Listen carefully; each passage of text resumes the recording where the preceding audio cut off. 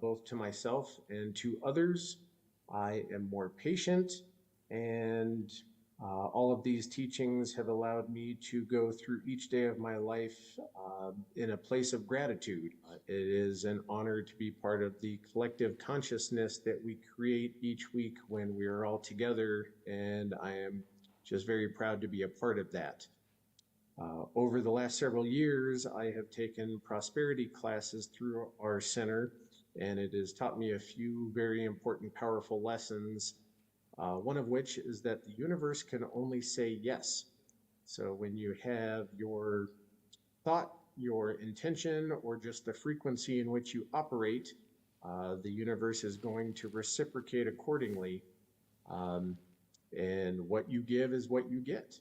I also learned that when you are giving of your time and your talent and your treasure, and especially when you do it consistently and from a place of gratitude, that is really where the magic lies. When I freely give of myself, I am exponentially rewarded by what the universe reciprocates back to me. I have had times in my life where I have struggled financially, and I attribute a lot of the prosperity work that I've done to now being in a much different place in my life. And it is really an exciting thing. I have kind of a little saying that I expect abundance from unexpected sources each and every day. And it is very exciting to see how the universe manifests things for me.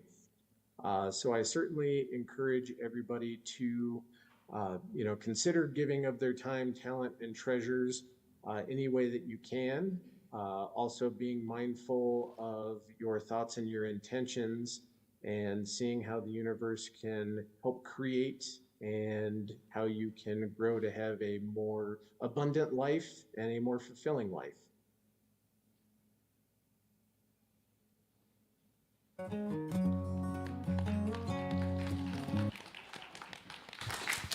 All right, thank you, Matt and Chuck. All right, so time for announcements. I know that Marie is here. We all saw her beautiful face, but I am doing announcements today, and I'm sorry I'm not as entertaining as her, but we'll get through this together.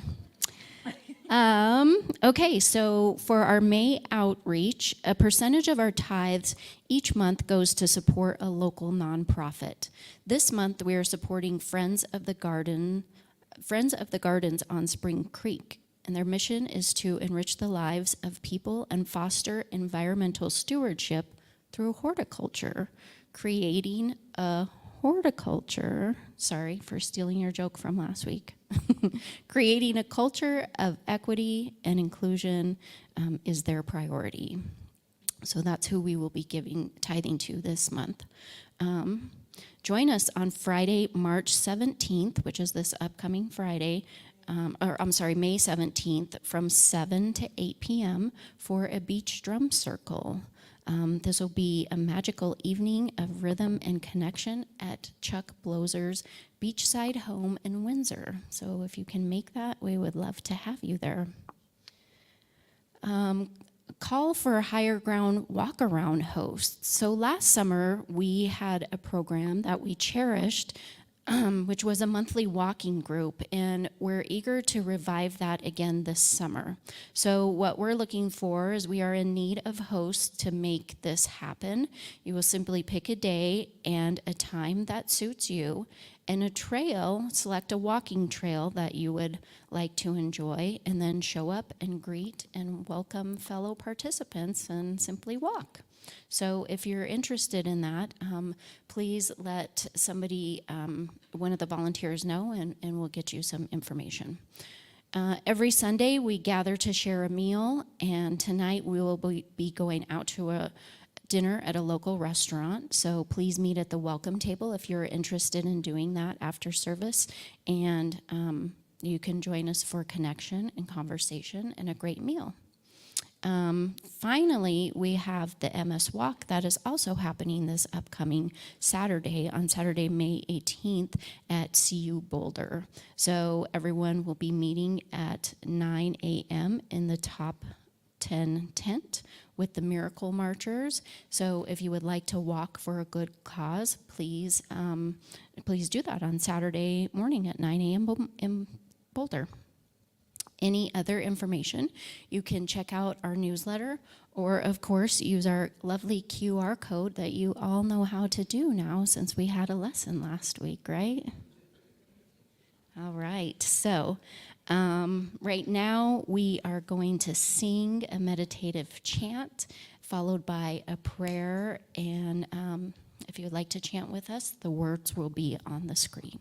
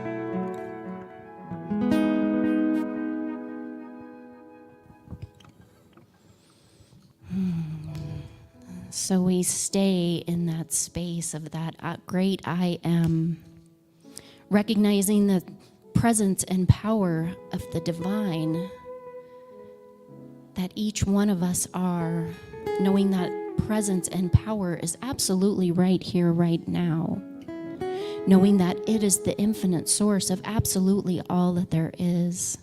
It is that unfolding good, wholeness, and completeness that exists in and around and as each and every one of us. For that divine presence moves through us. It experiences and expresses life as us. And each one of us are one in that. So what I know today is that divine presence is also that nurturing mother presence as we recognize Mother's Day today. We recognize the caregivers to children, to adults, to plants, to animals, anyone who has that nurturing ability within them. We simply acknowledge them and recognize their presence and power in our lives as we put that forth as well. So I know this evening that we are creating a beautiful, welcoming belonging of all of that energy in ourselves and the person sitting next to us, knowing that it is all divine love. So I give thanks for the power of this word, for this time together, for this service, for all of it. And I release these words to law, knowing there's nothing more to do than to let them be. And if you would like to claim this for yourself, please join me in saying, and so it is.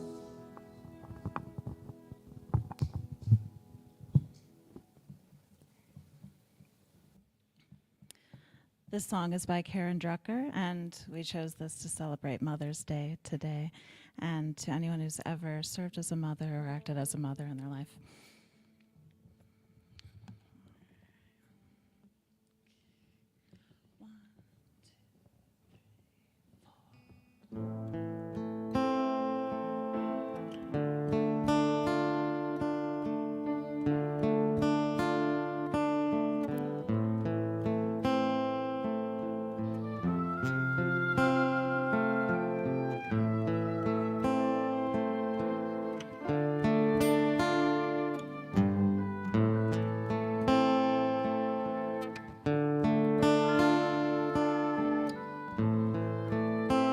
Oh, Mother God, flowing through our hearts, we give thanks for the bread of our lives, for the hands in the earth, and the fruit of your womb. Oh, Mother God, blessed be. Oh, Mother God, blessed be. Oh, Mother God, flowing through our hearts, we give thanks for the bread of our lives, for the hands in the earth, and the fruit of your womb. Oh, Mother God, blessed be. Oh, Mother God, blessed be.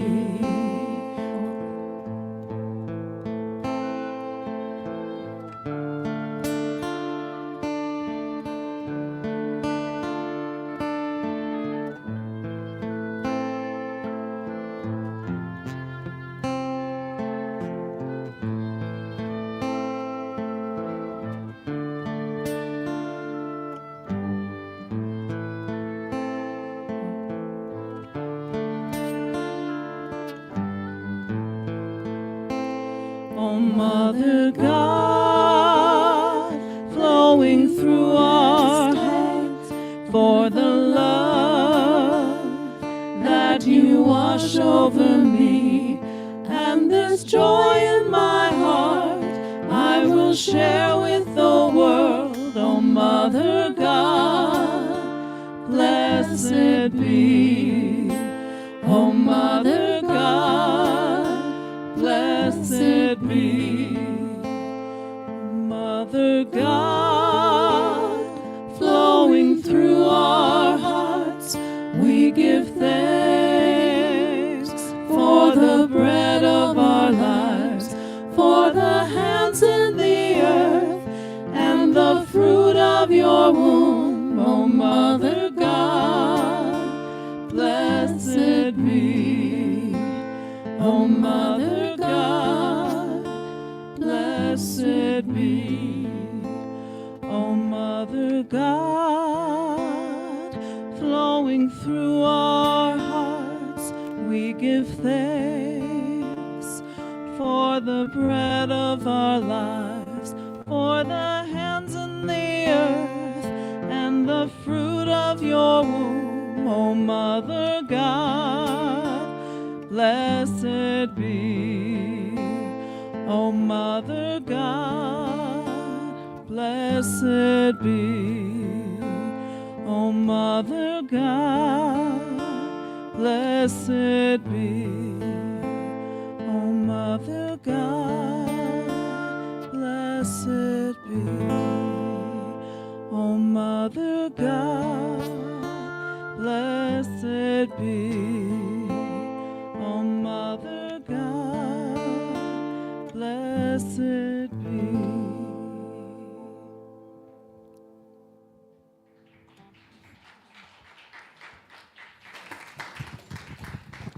Thank you. As I mentioned earlier, Reverend Leah is out today, so we have the pleasure of having Reverend Cheri Jensen with us today. Reverend Cheri is an ordained religious science minister with over 20 years of service.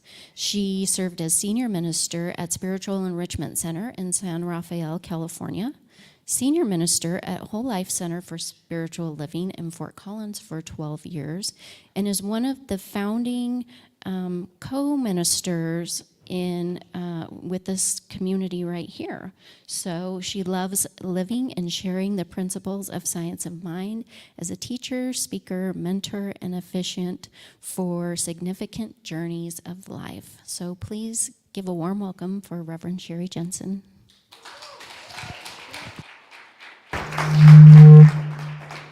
Thanks, Christine. Oh, I didn't know they were going to do that song. It makes me cry. Back in the day, there was so hey, hello everybody. Thank you for coming today. It's Mother's Day. We'll get on to that later. I'll tell you about the song, though. I'm from California, and the Santa Rosa Church, which was an hour from my church in Napa, had a women's spirit gathering every summer.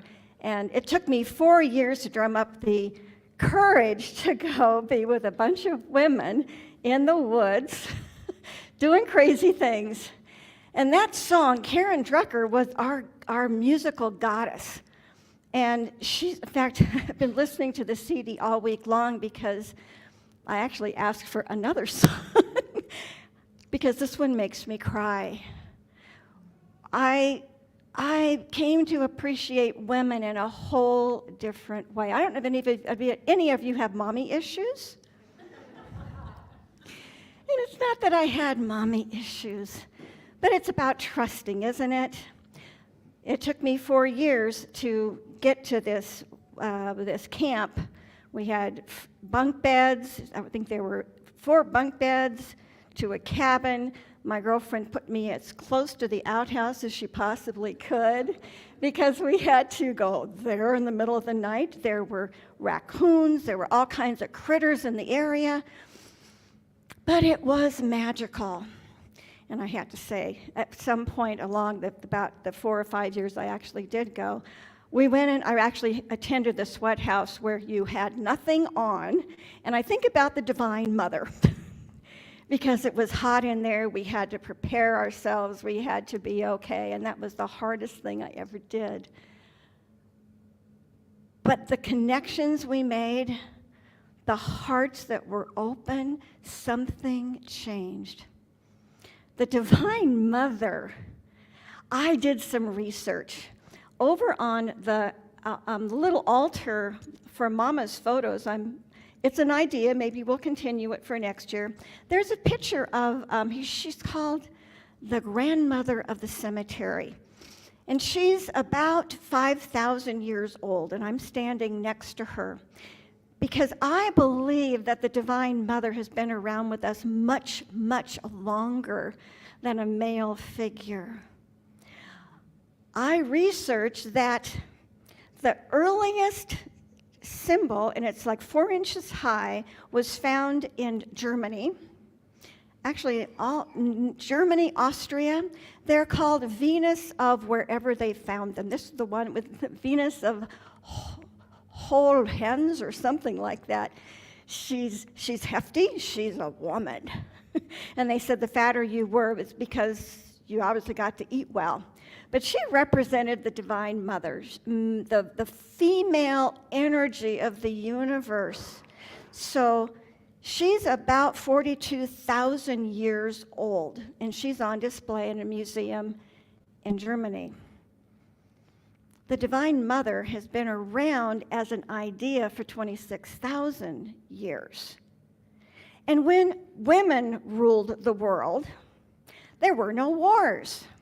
I've researched that when the earliest sign of combat, where there's burials with mass burials with wounds, was about 10,500 BC.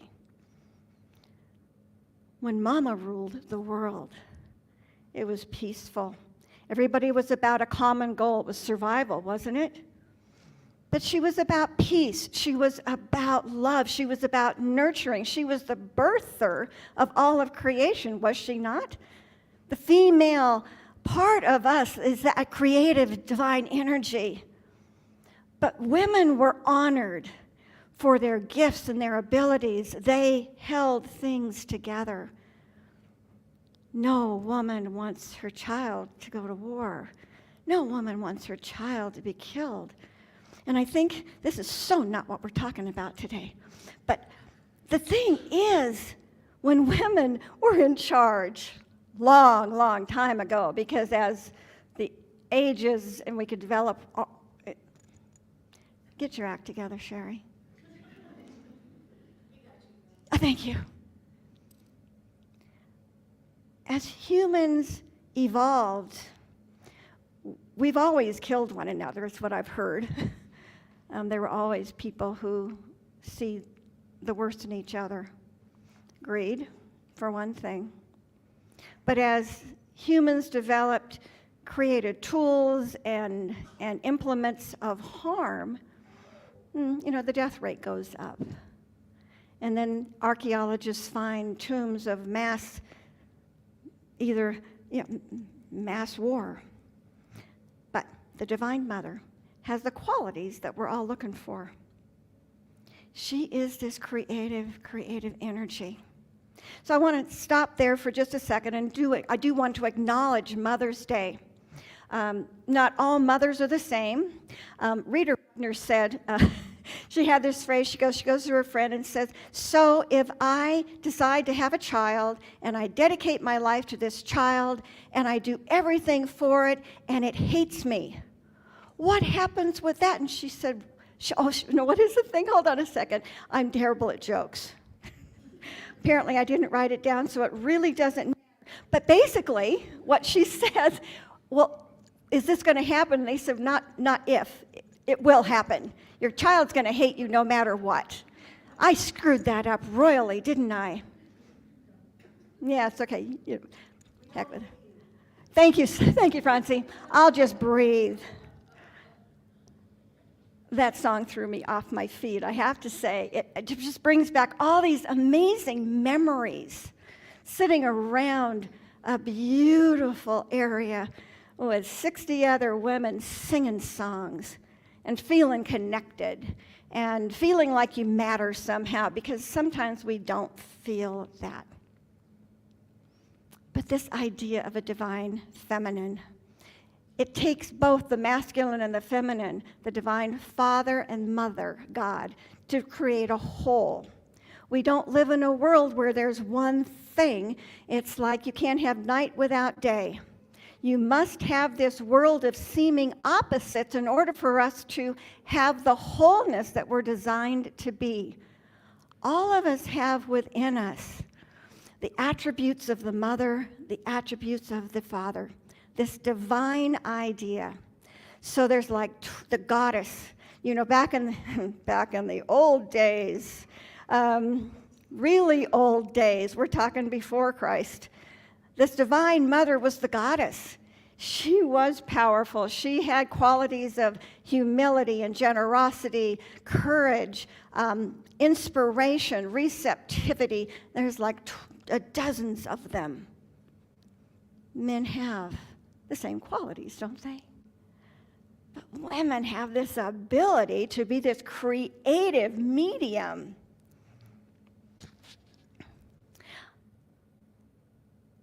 There's a couple more on there. There's Mother Mary over there. There's Our Lady of Guadalupe. There's the goddess with her hands up. Female images just allow us to realize that we come from such powerful, powerful backgrounds, don't we? There are people we are standing on the shoulders of all of our ancestors. On Friday last week, I got to go to a women's gathering.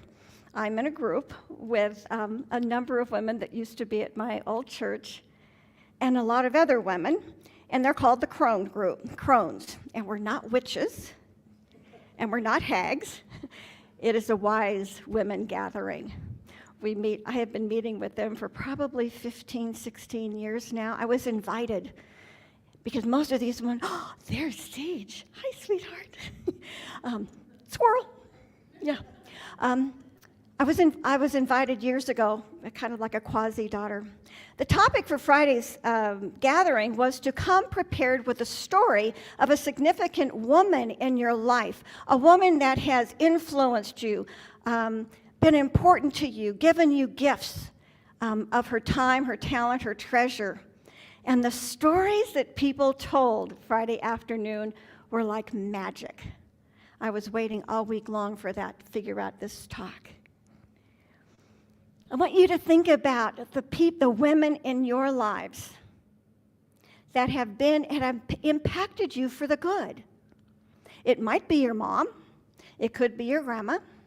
It might be a favorite aunt. It could be a neighbor, a school teacher. One of our ladies is a retired school teacher. She came with a list of her top 10 teachers during her education career as a student, and Mrs. So-and-so and the gift she brought her. That's why she's become an English teacher. This woman taught her how to read, or this other teacher taught her how to write a beautiful essay. Another teacher taught her how to do a wonderful art project, and that is still in her life. And she's older. We're all getting older, aren't we? My precious 98-year-old friend talked about her great-grandmother who was born in the late 1800s. She was a widow with a child of 7, lived in Wisconsin. Her future husband had homesteaded in Wyoming, building a life with a wife. They have 6 kids. The wife dies after the birth of the sixth child. He takes all of his kids to Wisconsin, farms them out to his relatives for the next 6 months, and goes about looking for a wife. He needs somebody to take back to Wyoming with him, and he happens to meet the woman who was going to become my friend's great-grandmother. She was a widow with this 7-year-old. She needed a husband. He courted her quite intensely. He must have been charming, is all I can figure. And they ended up, she moved her son, and they all went to Wyoming. It's a little town outside of Lusk. It's still there. The 5th generation is there today. But she talked about the strength of her grandmother, the fortitude, the trust in this process. And they had 2 more kids. One of them became my friend's mother. She talked about that pioneer spirit. She comes from strong stock. Another gal talked about the influence of Girl Scouts in her life and all the leaders that impacted her ability to move forward in the world. When she married a man who worked all over the world. And they spent a big chunk of time in Saudi Arabia. She says, I have no problem. I know how to dig a latrine. She said, I came away with skills that I wouldn't have had otherwise had it not been for those powerful scout leaders. And I know we have some scout leaders here for Boy Scouts. I got to share that my next door neighbor was probably one of the most influential women in my life. I moved when I was 8 years old, just before 3rd grade. And Mrs. Green was my neighbor. We were all in the little ranch-style houses in the suburbs. My parents had moved from the flat top, not the flat top, out in the suburbs. Mrs. Green was there for almost everything for the first, for those formative years. The year before I went into 4th grade, she said, I'm going to be your 4th grade school teacher. You can't call me Barbara anymore. She taught me how to take minutes. I wanted to be school secretary for the school council. She taught me how to take minutes and poking away at a typewriter, forming, getting the right kinds of skills I use every day. I wish I could tell you what they were, but taking minutes was an art form for her. She listened to me unconditionally. If I had a problem, I'd go to Mrs. Green. My mother was busy. And when my dad died, she was there. He died on the front lawn of a heart attack. And Mrs. Green took me under her wings, because I have no idea what happened to my mother, my brother. It took us years this last Christmas for me to ask my younger brother, where did you go when Daddy died? He said, I was put in a car, and he said, we drove away. But Mrs. Green was there for me. She just was there for me in every way, shape, or form. We all need somebody in our lives outside of our parents, I think, who can love us in a way that doesn't give us the answers but encourages us to think for ourselves. Who in your life was significant as a female figure? What qualities did they bring to your life? Were they generous? Were they loving? Were they compassionate? Anybody want to just holler out a quality that this significant woman had for you? Acceptance. Awesome. Unconditional love. Sense of humor. Blessed be. A spirit of adventure. Fearless. A good cook. Great stories. Gratitude. Encouragement. Good listener. Kindness. Absolutely. All that and more, right? We have some powerful role models around us, and I hope that each one of us is a great role model for somebody else. I have my crones. They're my women of wisdom. And I am so grateful to sit in their presence. They have a whole world full of experiences that I don't have. I don't have a mama. My mom died 26 years ago. And I miss her. But I court powerful women in my life, women who've made something of their lives, women who have been brave and courageous, women who tell great stories. A bunch of my folks were involved with a Spellbinder storyteller group. To be more specific, they told great stories for children. Everybody brings something to the table for us. But what I want to talk about quickly is that the divine feminine is such an important part of our lives. In Science of Mind, we teach that thoughts are things. Matt talked about it on that wonderful video. But the creative energy takes place in the womb. We all have within us that creative energy, that place where a thought goes into this creative energy and it is birthed. You know, you get an idea, it germinates, and it comes out into form.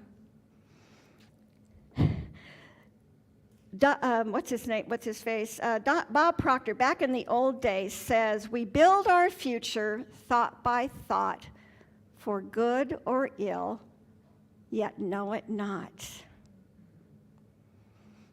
This was before Oprah came on the scene, and Joel Osteen using Science of Mind principles in his unique way. Science of Mind principles are just so powerful. Our thoughts are creative. We work in the realm of the masculine, is that place of the divine mind. Not that men are any smarter than women. We all have this in us. But the divine mind, the place where ideas take place. Free will is there in our thoughts. And whatever we think goes into that creative soil of our lives and is birthed. So we really want to be careful about what we think upon. To choose our thoughts wisely puts us into a life that we want to live rather than a life of accident. Living a value-led life, I have not forgotten that this is what this whole month is about choosing the things that are generative, that give us more life, more joy, more goodness, more abundance, more peace, more harmony, more fun, and focusing on that, and allowing our thoughts to be what we want to experience in life. If we are not conscious about what we're thinking, we're going to get whatever we think about. And we learn that we can change our thinking and change our life. I mean, that's the ground of being here in religious science. We can change our thinking and change our life. I think I told you before that my mother was my first Science of Mind project. Mom had a hard life. She had married her first husband who came back from the war damaged and dangerous. And her father-in-law told her if she didn't leave, she probably wouldn't live. He was worried about her. She left. She hadn't finished high school. She married him just during World War II. I don't know who this man was, but he wasn't nice to my mom.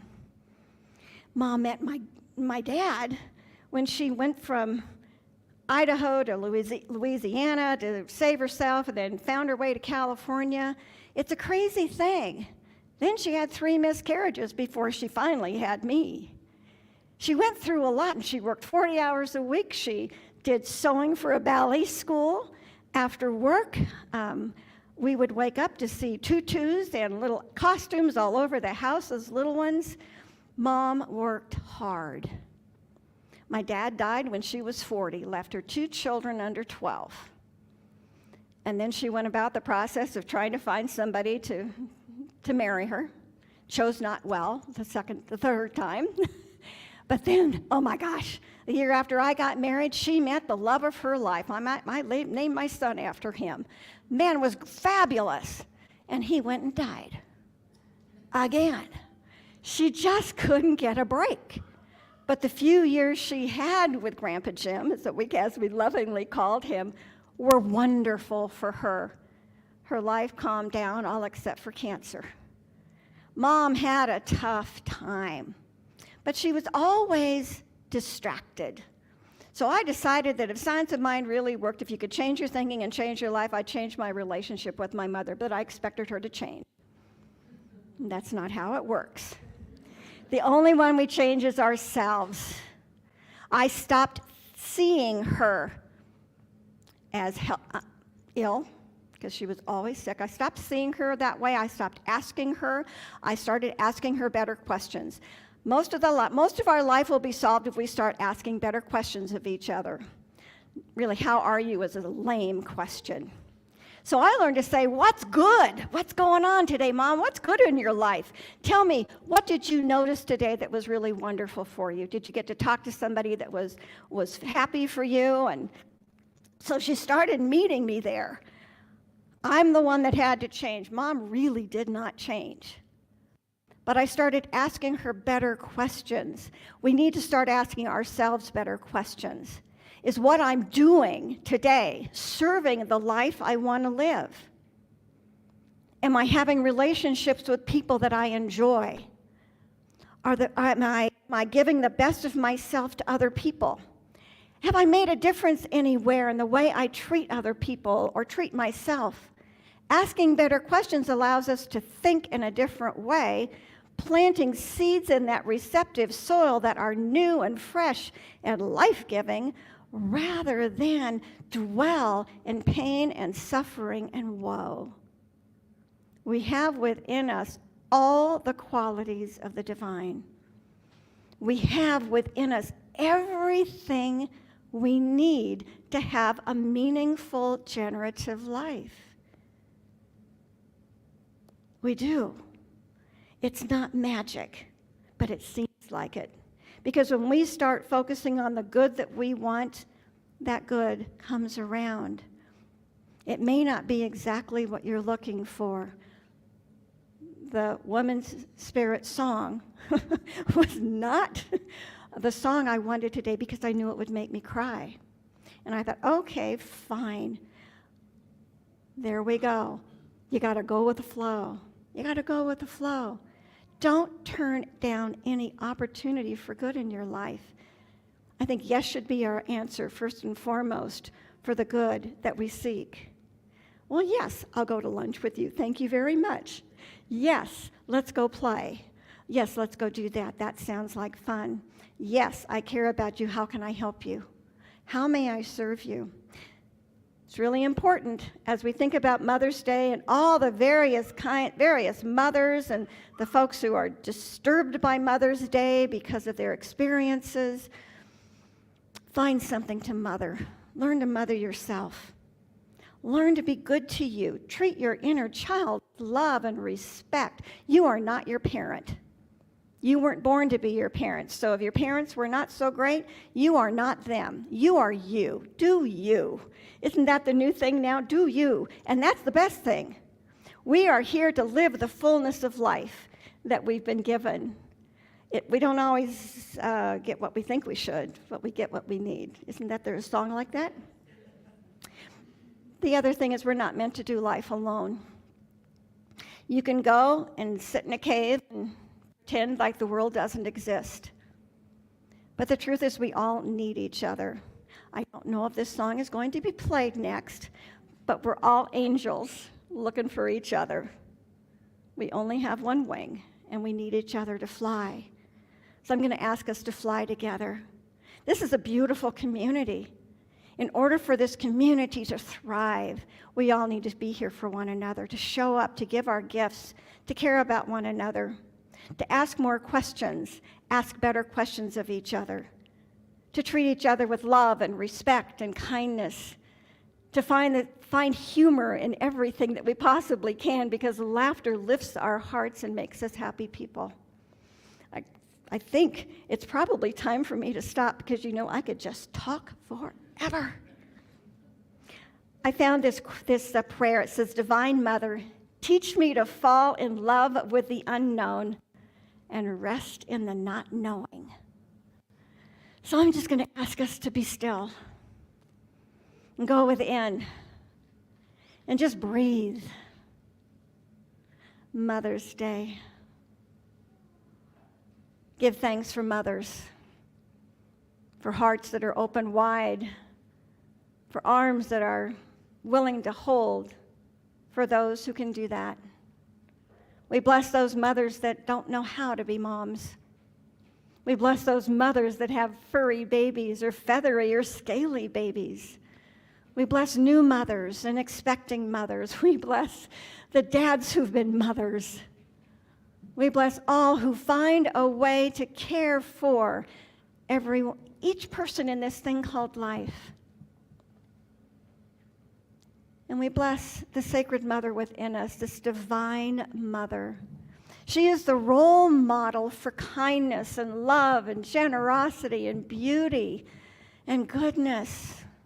There is a humility within her that just says, I love. Let there be love. The Divine Mother lives within us, inviting us to evoke her presence in our expression in this beautiful thing called life. We are truly all angels here who only have one wing. And we find each other, and we need each other to fly, to soar, to live our lives fully and completely. There's no need to be alone. Reach out, touch someone, and just say, I'm here. I'm ready to play, and I'm ready to fly. And together we say, so it is. This is another song written by Karen Drucker and words by Janet Carroll Ryan. This is called I Am the One Within You.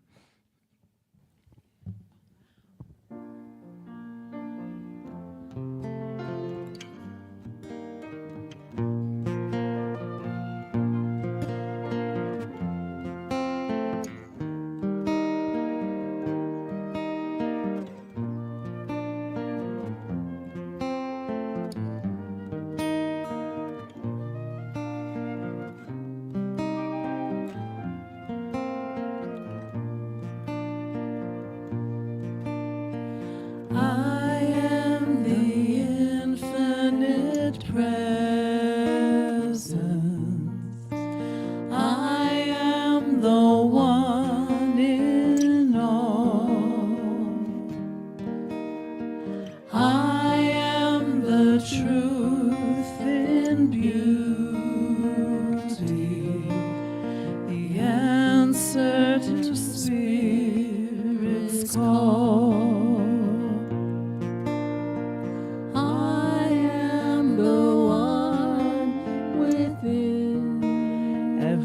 present, ever near. I am the one you see. Whispering softly in your ear. In your heart there is a door. Step through into the light. The arms of love await you.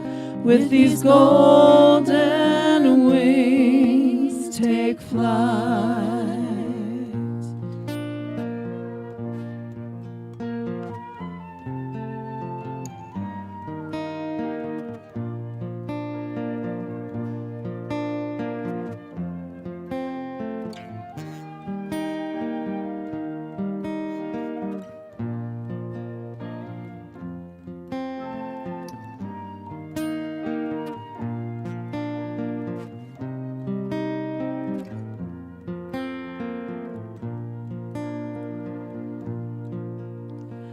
I am the infinite presence.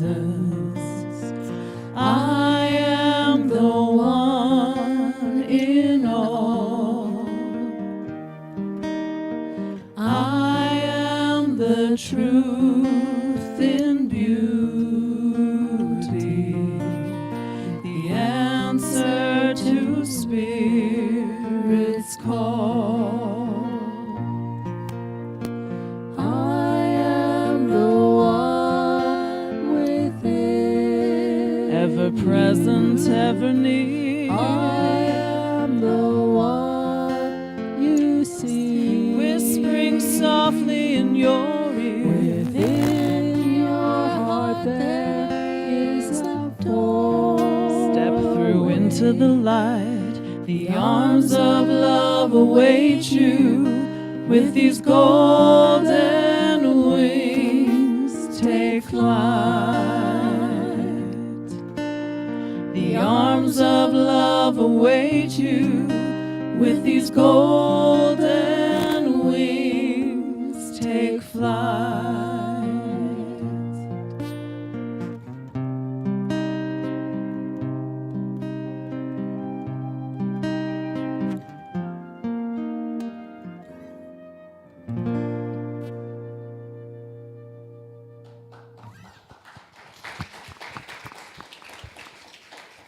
Thank you, and thank you, Reverend Cheri, for your beautiful talk today.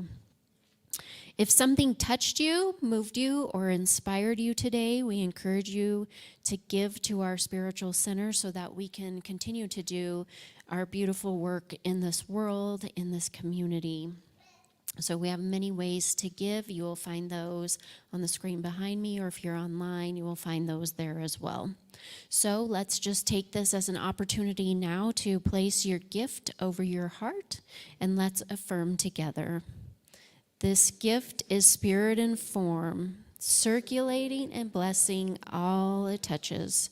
Freely I give, and joyfully I receive.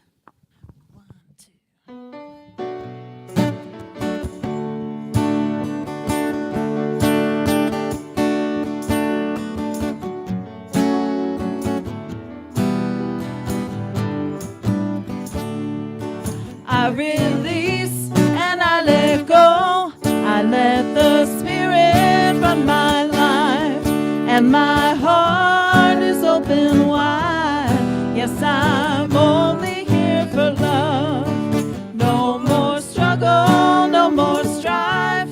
With my faith I see the light. I am free in the Spirit. Yes, I'm only here for love. I release and I let go. I let the Spirit run my life, and my heart is open wide.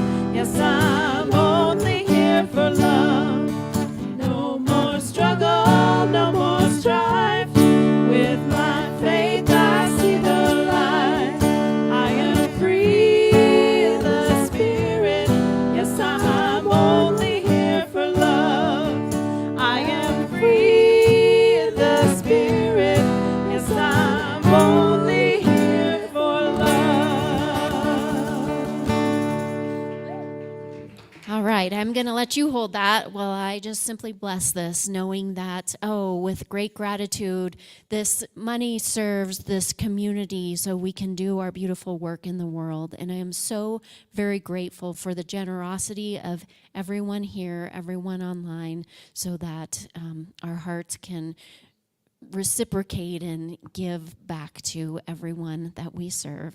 And so it is. All right, so if you are new and here for the first time, welcome. If you're brave, please raise your hand. If not, that's okay too. We see you, we appreciate you, and we welcome you to our spiritual family. After service, our prayer partners are available for prayer. We have written prayer requests in the back, so if you would like to fill one of those out, our practitioners will pray on that for the week. Also, if you are online, you can visit our website to submit a prayer request. So please stand for a benediction and closing song. And if you would, place your hands over your heart and let's say it together. May we be at peace. May our hearts remain open.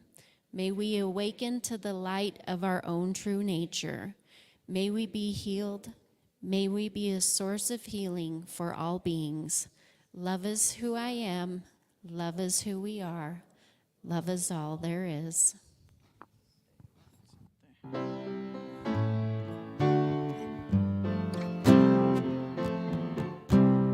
I hear the music. I hear the music Down in my soul. down in my soul. I hear the music. I hear the music Down in my soul. down in my soul. I hear the music. I hear the music Down in my soul. down in my soul. And the whole wide world is my home. I got a new day. I got a new day Down in my soul. down in my soul. I got a new day. I got a new day Down in my soul. down in my soul. I got a new day. I got a new day Down in my soul. down in my soul. And the whole wide world is my home. I love the silence. I love the silence Down in my soul. down in my soul. I love the silence. I love the silence Down in my soul. down in my soul. I love the silence. I love the silence Down in my soul. down in my soul. And the whole wide world is my home. I feel the power